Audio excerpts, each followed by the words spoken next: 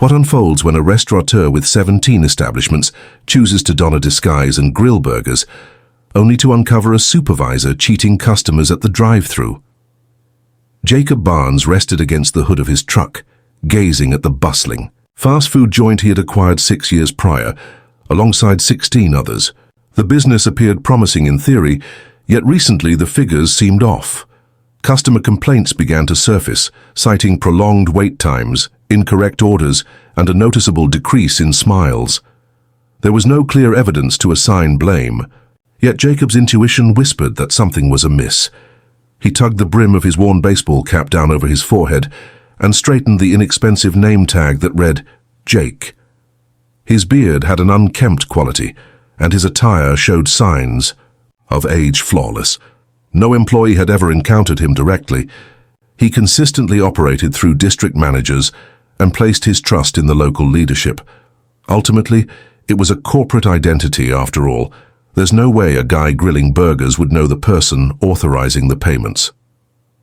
With a steadying inhale, Jacob stepped through the glass door and entered the kitchen. The atmosphere was heavy with the aroma of crispy fries and golden fried chicken. "Hey, you must be the newcomer," a petite, energetic woman snapped, fastening her apron with determination. "Absolutely, Jake. First day," Jacob remarked, maintaining a relaxed tone. "Whatever," she remarked. "Consult with Jenna. She is your guide." Jenna was meticulously cleaning a counter in the vicinity. In her 20s, she sported a practical ponytail and wore a weary expression in her eyes. She offered a subtle smile as he drew near. "Greetings, Jake. Is that correct? My name is Jenna. I'll guide you through the process." Jacob nodded, filled with appreciation. Jenna exuded a serene and composed energy that he longed for in more leaders. She guided him through the fundamentals of putting together orders, operating the register, and using the drive-thru headset. The shop lacked sufficient personnel. Jenna noted that 2 individuals had resigned the previous month due to some management-related issues, but she refrained from elaborating on the specifics. It clarified the reason behind everyone's disheveled appearance. After an hour of observing from the shadows, Jenna gently tapped his shoulder. "Hi there, we could use some assistance at the drive-thru. Are you ready to jump in?" "Of course," Jacob replied. He donned the headset and settled into his position at the drive-thru window. It was utter turmoil. Requests accumulated on the display. Vehicles wound their way around the structure. "Hurry up," commanded a tall man with slicked-back hair. The name tag displays Supervisor Derrick. Jacob nodded, suppressing a sharp response. A woman approached the window. Jacob presented her with a bag and courteously stated, "Your total comes to $12.50. Derrick emerged from behind, seized the bag in mid-flight and faced the woman. "This morning we received an update regarding the pricing," Derrick stated with ease. "It's $14 even," the woman scowled. "However, the menu indicates a price of $12.50. Indeed, taxes, and we needed to make adjustments for the cost of beef," Derrick shrugged. "Orders from the corporation." The woman hesitantly passed him the additional money. Derrick hurriedly shoved the bills into the register, bypassing the ringing process entirely. Jacob blinked. The following vehicle told the same tale. Then he observed intently. Derrick was adding arbitrary fees, slipping away the excess when he believed no one was observing. He moved swiftly, with an easy-going demeanor. As if it were a familiar routine, Jacob felt his stomach knotting up. After 20 minutes, Jenna moved closer to him, murmuring, "Don't let him get to you." Derrick manages this establishment as if it belongs to him. Jacob maintained an expressionless demeanor. "Is there anyone who has the answer?" Jenna paused, her eyes darting about the surroundings. "It's common knowledge. However, he has a close relationship with the store manager and anyone who voices a complaint. Indeed, their duration is quite brief." Jacob tightened his grip within the fabric of his apron. He wasn't ready to reveal his true identity just yet. He had to uncover the depths of this situation. "Appreciate the heads up," Jacob said softly. Jenna cast him a tired glance. "Wishing you all the best." Jacob glanced at the window once more as another customer arrived, and Derrick resumed his stance, poised to repeat the process. Jacob clenched his jaw tightly. Not today, not any longer. Jacob remained silent and focused, avoiding any distractions for the next 2 hours. Every instinct urged him to face Derrick right away, yet he understood the importance of grasping the entire situation first. As the dinner rush transitioned into a leisurely pace, he noticed Jenna diligently scrubbing trays by the lobby entrance. Her movements were robotic, as if she were merely attempting to endure the night. Derrick rested against the counter, his eyes glued to the screen of his phone as he scrolled through the content. From time to time, he issued commands without raising his gaze, typically directed at Jenna or the younger cashier, Lewis, a tall, anxious teenager who appeared uneasy whenever Derrick approached. Jacob cleaned the drive-thru counter, his mind racing with thoughts. There was unmistakable larceny occurring, yet it transcended mere financial gain. The essence was in the culture. Workers demoralized, hesitant to voice their concerns, a leader who pilfered with impunity. If this were occurring here, how many of his other establishments were decaying from within as well? The sound of the front door chime broke through Jacob's reverie. A man clad in a suit entered, his voice booming as he conversed on his phone. Derrick swiftly tucked away his device and stood tall, donning a fabricated grin. Greetings and a warm welcome to Burger Barn, esteemed guest. We appreciate your patience and will attend to you shortly, Derrick said, his voice dripping with sweetness. Jacob observed intently. A man placed an order for a family meal to take away. Jenna worked diligently to get everything ready, while Derrick remained at the counter, engaging the customer in a lively conversation about football scores and a new car he said he was purchasing. As the order reached completion, Jenna placed the sizable bag upon the counter. Derrick glided in, snatching the receipt and deftly folding it before presenting it. That will be 48 even, sir. The man arched an eyebrow. I'm quite certain the menu indicated 42. There have been adjustments to the prices today, sir. Challenges. With beef pricing and supply chain disruptions. You understand the situation? Derrick remarked with a calm demeanor. Jacob noticed the brief pause on the man's face, yet time was of the essence, so he swiftly produced a credit card. Derrick processed the card, passed the bag, and then walked off. Jacob stole a quick look at the register screen. The transaction was promptly voided as soon as the man departed. Jenna captured Jacob's attention. Her expression was tense, lips firmly sealed. She was aware. It was common knowledge. Jacob was nearing his breaking point. He had to strive forward. He sauntered over to Jenna, casually wiping down the soda machine as he did. Hello, Jenna. Have you been here for a while? Nearly 2 years, she remarked, her gaze fixed elsewhere. Have you ever considered walking away? After a moment of uncertainty, she simply shrugged her shoulders. Not everyone enjoys that privilege. Jacob inched forward, his voice dropping to a whisper. If given the chance, what alterations would you make? Jenna finally turned her gaze toward him, her eyes piercing. Begin by eliminating those who view this space as their own personal cash machine. Just as he was about to reply, a sudden crash reverberated from the rear. Lewis accidentally let a tray of frozen fries slip from his grasp, sending them tumbling across the floor in a chaotic scatter. Derrick marched forward, his jaw clenched tightly. Are you serious right now, kid? Do you really believe we have time for your mistakes? Derrick snapped. Apologies, sir, Lewis exclaimed, hurriedly gathering the fries. Indeed, your apologies are noted. Derrick sneered. You're always sorry. Perhaps it's time to tackle the bathroom cleaning, given your struggles with food. Lewis's cheeks turned a vivid shade of crimson as he nodded, reaching for a broom. Jacob observed him fade into the shadows, his shoulders drooping, while Jacob's hands clenched into tight fists. He had witnessed more than enough. The moment had arrived to emerge. He strolled into the break room, feigning a need for a water bottle. The lockers were small and grimy, their surfaces dented and adorned with a collection of old stickers. The schedule of the store manager was pinned to the corkboard, waiting to be discovered. Manager of the store, Carla Dean.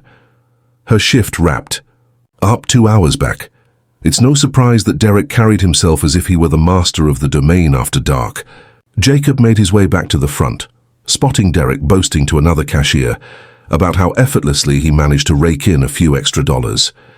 Jacob once more drew Jenna aside. Who takes charge during the daytime? Carla, Jenna remarked.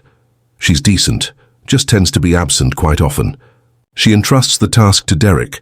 Jacob nodded with a somber expression. Thank you. He lingered until the final customer departed and the lobby fell silent. He moved behind the counter, removing his cap and standing tall. Derrick, Jacob called out, his voice echoing through the kitchen. Derrick's expression shifted to one of irritation. Excuse me? Jacob fixed him with a piercing gaze. My name is Jacob Barnes. I manage this store along with approximately 16 additional locations. The atmosphere became still. Jenna let the rag slip from her grasp. Louis cautiously glanced around the corner from the rear. The cashier stood there, mouth agape. Derrick let out a harsh, unappealing laugh. Absolutely sure, and I hold the position of mayor. Jacob retrieved his wallet, opening it to display his corporate ID. Derrick's complexion faded to a ghostly hue. After 5 hours of observing your actions, I've seen you take from customers, threaten employees, and foster a harmful atmosphere, Jacob stated, his voice unwavering. Your task is complete. Kindly surrender your keys and exit this building without delay. Derrick began to speak, but Jacob interrupted him. With a swift motion, Derrick pulled the lanyard from around his neck and flung it onto the counter. He burst out, the door flying open, with a forceful bang against the frame, leaving no room for further conversation. Jacob faced the astonished employees. Let's all pause for a brief 10 minutes. Take a moment to hydrate and inhale deeply. Next, we shall engage in conversation. Jenna nodded slowly, as if she were struggling to grasp the reality of the moment. Louis wiped his hands on his apron, a look of bewilderment crossing his face. Jacob rested against the counter, the gravity of the moment enveloping him. He had no intention of stepping into the role of a hero. He had embarked on a quest for the truth.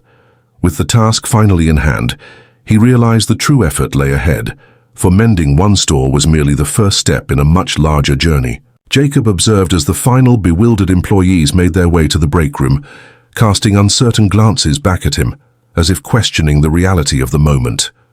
He lingered behind the counter, arms folded, sensing the lingering tension in the musty atmosphere. Jenna stepped back into view, her hands brushed clean against her apron. She moved forward tentatively, as if uncertain whether she had permission to utter a word. Jacob shattered the stillness. She nodded, her eyes filled with caution, acknowledging that he was the sole trainer present, indeed ever since the others departed. Jacob pointed to a weathered chair by the counter. Take a seat, we need to have a conversation. She paused for a moment, then drew the chair back, easing herself into it with a certain rigidity. Louis and the young cashier, Mia, moved nearer, their stance a bit uncomfortable by the soda dispenser. Jacob surveyed the entire group. Share all the details with me. I'm not here to penalize anyone who has been striving to act with integrity. Louis shifted his stance, moving from one foot to the other. We attempted to inform Carla regarding Derrick about how he, handled money and interacted with others. Jacob maintained a calm expression, and Louis gulped. She assured me she would take care of it, yet nothing shifted. After that, Derrick only seemed to deteriorate further. Jenna leaned in, her voice steady yet soft. Eventually, our trust in management waned. We simply focused on our tasks, striving to endure. Mia, having maintained her silence until this moment, finally found her voice. He mocked Louis, insulted him in front of clients. Mia was criticized for her pace, and I was told I'd never rise above being a cashier. She nervously twisted her apron between her fingers. It simply drained our energy. Jacob scowled. Everyone else involved, anyone else accepting money or behaving. Like Derrick, they all nodded in agreement. Jacob rested against the counter, lost in thought. What is the situation with Carla? In addition to overlooking grievances, is there anything more? Jenna paused, uncertainty flickering in her mind. Her presence is hardly felt, frequently departs ahead of schedule, claims to be working from home, yet her presence is absent. When she is present, she tends to overlook everything. Jacob gave a slow, deliberate nod. Okay, let's get to the point. From this moment forward, everything transforms. However, I won't act as if it will resolve all issues in an instant." Louis gazed upward, a glimmer of hope dancing in his eyes. Jacob pressed on. "Tomorrow morning I will be introducing a temporary manager, a person I have confidence in. They'll take charge while we focus on rebuilding," he said, turning to Jenna. "I need you to take charge and help bring stability to the team. You've been carrying a significant portion of the load all along." Jenna stared, taken aback. "I am not. I'm just saying you're the one who chose not to look the other way," Jacob remarked. "That exemplifies true leadership." Mia offered a subtle smile, gently nudging Jenna's arm. Jacob pressed on. "Next, we are examining compensation and timetables. Say goodbye to the days of being understaffed without support. It's unjust to all of you." Louis exhaled, feeling the tightness in his shoulders begin to dissipate. "And third," Jacob declared, his voice resolute, "those who engage in bullying, theft, or show disrespect towards the team will be removed. No alerts. There are no do-overs." The gravity of his words hung in the air, enveloping the space. Jacob sensed the change. As if fractured ice had surrendered to firm earth, he brought his hands together with a single clap. "Understood. Let's wrap things up with a flourish this evening. While we may not resolve every issue in a single effort, we can certainly conclude on a more positive note than where we began." They nodded, infusing their movements with a hint of vitality. Jenna stood tall, her shoulders squared with determination. Louis seized the broom and began sweeping once more, this time infused with a renewed sense of determination. Mia polished the counters, a soft melody escaping her lips.